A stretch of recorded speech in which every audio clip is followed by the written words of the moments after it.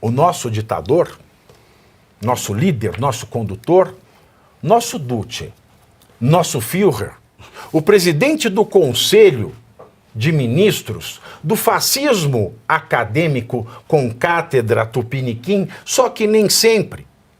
Ele que é o início, meio e fim. Ele que é o alfa, que é o ômega. A ele que obrigatoriamente devemos dar honra e glória para sempre, sob pena de prisão, louvar pelos séculos dos séculos. Ele, protetor da democracia, primeiro de seu nome, que é o cara, o caramba e o caraô, ele que é a luz, o raio, a estrela, o luar, a manhã de sol, o iaiá, ioiô, nosso amado presidente de fato, Alexandre de Moraes. Isso vem do filme 1984, que quando o grande irmão aparece, o povo faz assim. E a trilha sonora também. Né? Então, esse senhor que eu acabei aí de falar, né, com muito respeito, né, ele determinou a manutenção das medidas cautelares para Felipe Martins durante o julgamento no STF. Moraes reforçou que Martins pode ser punido com multa ou prisão se for filmado, ou seja, se alguém filmá-lo, sem ele saber, ele pode... Olha a loucura! Tá? Se ele for filmado no julgamento ou em seu deslocamento a Brasília. Mesmo que por terceiros. Olha o absurdo. Olha o que a gente está vendo. O medievalismo. Este homem tem pacto com o demo, com Satanás, se não é que ele é o próprio.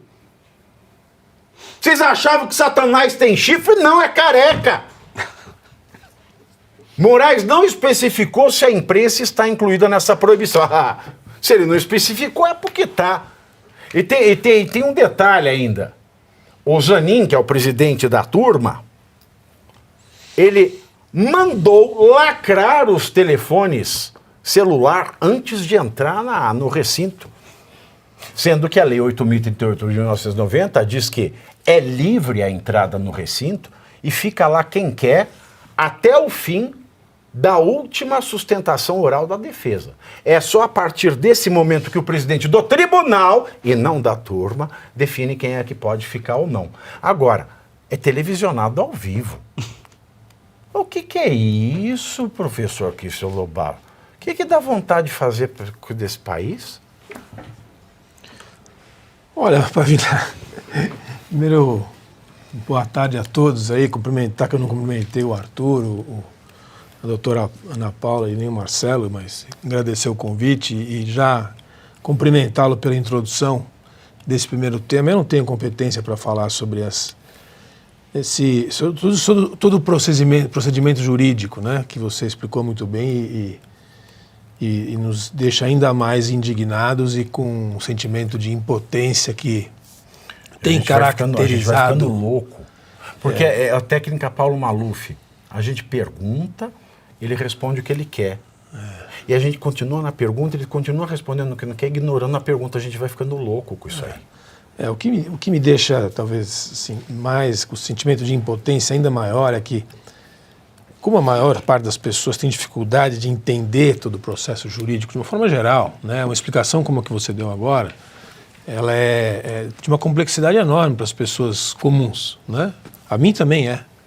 Então imagine como eles não jogam com isso, quer dizer, sabendo que existe, você usou algumas palavras aqui, você está apostando no analfabetismo, é verdade. Ou na prostituição. É isso mesmo, infelizmente, a maior parte das pessoas não consegue entender a dimensão do que está sendo rompido. Está se rasgando a Constituição diariamente nesse país.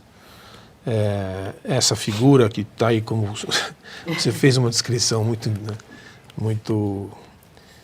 Eu dou essa risada, faço esse suspiro irônico porque... Não ri não, que vai ser o próximo papo, hein? Porque, para não dizer que é trágico, né? Como é trágico a gente ter que conviver com procedimentos diários de rompimento com a regra legal, com a regra geral.